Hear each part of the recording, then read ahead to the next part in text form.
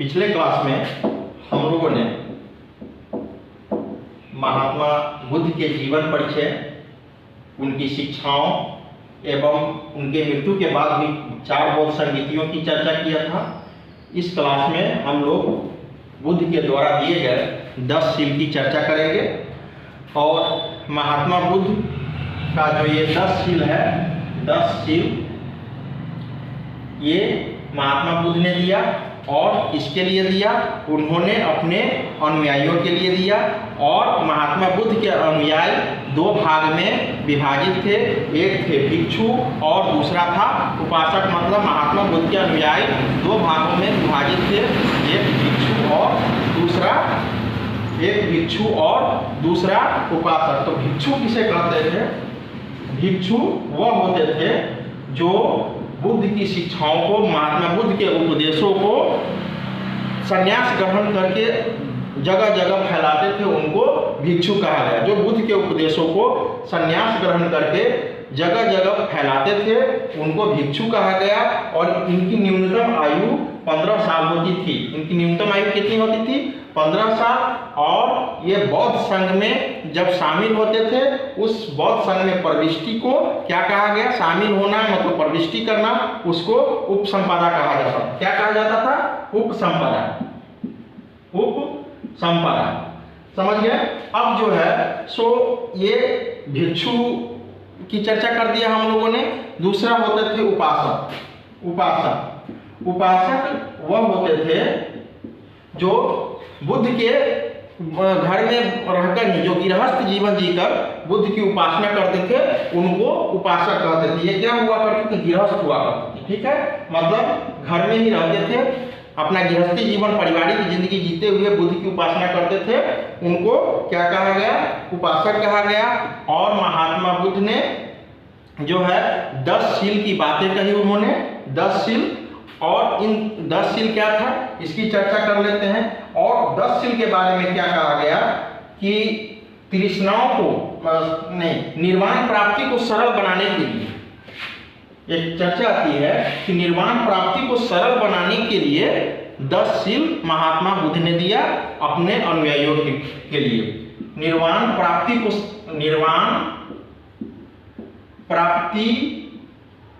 सरल बनाने के लिए,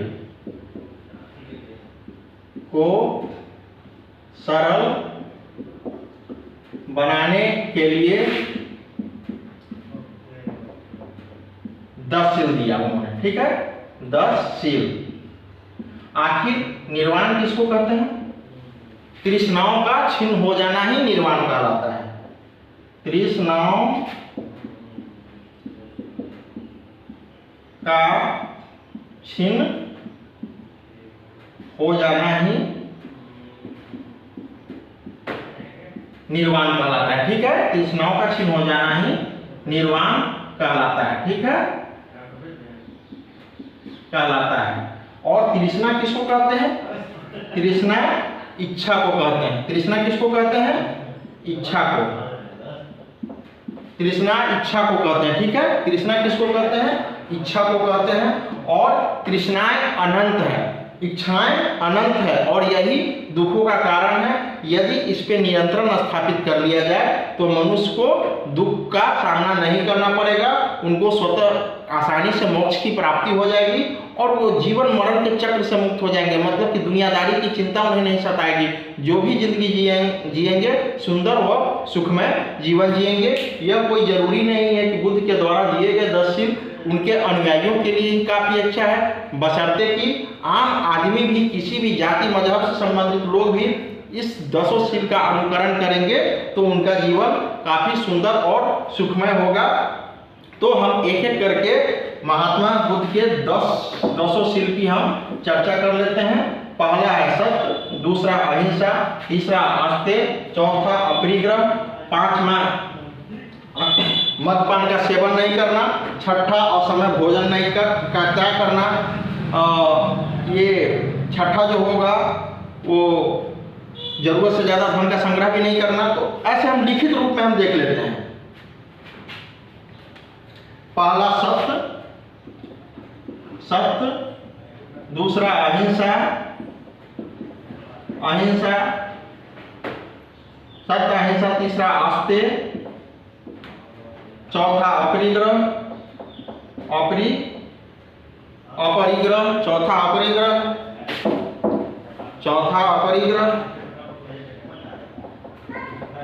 अपरिग्रह, पांचवा सत्य अहिंसा अस्तेय अपरिग्रह, पांचवा मद्यपान का सेवन नहीं करना, मद्यपान का सेवन नहीं करना, मद्यपान का सेवन नहीं करना, सेवन नहीं करना। तो ये 5, तो ये प्रथम 5 किसके लिए थे? ये उपासक के लिए, उपासक के लिए, ठीक है, जो गृहस्थ जीवन जीकर ही बुद्ध की उपासना करते हैं। तो सत्य को जान ही रहे हैं, अहिंसा को जान ही रहे हैं, अस्तेय को जान, अस्तेय का मतलब होता है चोरी नहीं करना, ठीक है। अपरिग्रह का मतलब होता है जरूरत से ज्यादा धन का संचय नहीं करना। मद्यपान का मतलब होता है दारू शराब का सेवन नहीं करना, उसकी खामियाजा को भी आप सब लोग समझ ही रहे हैं। हम 6ठे, 7वें, 8वें, 9वें और 10वें जो भिक्षु सबके लिए, जो भिक्षु के लिए भी अनिवार्य है, मतलब भिक्षु के लिए यह भी अनिवार्य है, वह भी अनिवार्य है, जो बाकी हम 5 लिखेंगे, वो है सुख मतलब कोमल बिस्तर का त्याग करना, कोमल शैया का त्याग, कोमल शैया का त्याग, कोमल शैया का त्याग। 6ठा जो है धन संचय नहीं करना, धन संचय नहीं करना, ठीक है, करना। 8वां हो जाएगा स्त्रियों से दूर रहना, स्त्रियों से दूर रहना, 9वां से दूर रहना, और 10वां नाच गान से दूर रहना, नाच गान से दूर रहना, नाच गान से दूर रहना। तो इस प्रकार उपासक के लिए ये प्रथम 5 अनिवार्य है, और भिक्षु के लिए 10 का पालन करना अनिवार्य है। आपने एक देखा कि अपरिग्रह, यहाँ कंफ्यूजन की स्थिति आ जाएगी। अपरिग्रह का मतलब होता है कि जरूरत से ज्यादा धन का संग्रह नहीं करना, संपत्ति नहीं अर्जना। इसी चक्कर में परेशानी आदमी को होती है। यदि तृष्णा जब बढ़ता है, आदमी की इच्छाएं जब बढ़ती है, तो वह जरूरत से ज्यादा संपत्ति का संचय करना शुरू कर देते हैं, ठीक है। तो ये कंफ्यूजन यहाँ दूर हो गया। मद्यपान मतलब दारू शराब समझ ही गए हैं। कोमल शैया का, ये इसके लिए भिक्षु के लिए अब और क्या क्या अनिवार्य हो गया कि भिक्षु को तो कोमल शैया का भी त्याग कर देना है। कोमल शैया मतलब गद्देदार बिस्तर पे नहीं, आरामदेह बिस्तर पे नहीं सोना है, उसको खड़तर बिस्तर पे सोना है। धन संचय नहीं करना, जब वो भिक्षु या सन्यासी ही हो गया तो पॉकेट में ATM रहने की क्या जरूरत है? ATM पेटीएम से कोई मतलब नहीं होना चाहिए। साथ ही ध्यान में मग्न रहने के लिए उनका मन विचलित न हो, तो स्त्रियों से भी दूरी बनाकर रखना होगा। और ये कैसे? नाच गान से दूरी बनाकर रखना ही होगा। नाच गान में ज़्यादा इंटरेस्ट लेंगे तो स्त्रियों में भी इंटरेस्ट आना शुरू हो जाएगा। इस प्रकार हम लोगों ने 10 शील को देखा, जो जीवन को सुंदर और सुखमय बनाने के लिए अनिवार्य है। महात्मा बुद्ध ने तो अपने अनुयायियों के लिए दिया, जिसमें प्रथम 5 उनके उपासक के लिए, और सभी शील उनके सभी शील जो है सो भिक्षुओं के लिए अनिवार्य था। तो महात्मा बुद्ध के द्वारा दिए गए ये 10 शील थे।